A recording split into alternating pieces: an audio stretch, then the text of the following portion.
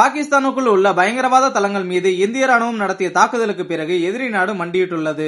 India தாக்குதல் நடத்திய சில மணி நேரங்களிலேயே பாகிஸ்தான் பாதுகாப்பு அமைச்சர் கஜாவா ஆசிப், இந்தியா இங்கு தனது நடவடிக்கையை நிறுத்தினால் எங்களது ராணுவம் தனது நடவடிக்கைகளை திரும்ப பெற தயாராக இருக்கிறது என கூறியுள்ளார். பாகிஸ்தானுக்குள் உள்ள பயங்கரவாத தளங்கள் மீது இந்திய ராணுவம் நடத்திய தாக்குதலுக்கு பிறகு அங்கு பரவலான அழிவு ஏற்பட்டதாக நம்பப்படுகிறது.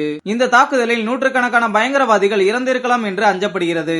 இந்தியாவின் நடவடிக்கையை பாகிஸ்தான் ஏற்றுக்கொண்டது என்பது கஜாவா ஆசிப் இந்த அறிக்கையை தெளிவாக்கியுள்ளது. பாகிஸ்தானின் பஞ்சாப் மாகாணத்திலும் அதன் ஆக்கிரமிப்பு காஷ்மீரிலும் மொத்தம் 9 இடங்களில் இந்தியா குண்டுவீச்சு நடத்தியது. பயங்கரவாதத்திற்கு எதிராக நடவடிக்கை எடுக்கும் உரிமையாக இந்த தாக்குதலை இந்தியா விவரித்துள்ளது. இந்தியா நடத்திய இந்த தாக்குதலின் பல படங்களையும் சர்வதேச ஊடகங்கள் வெளியிட்டுள்ளன.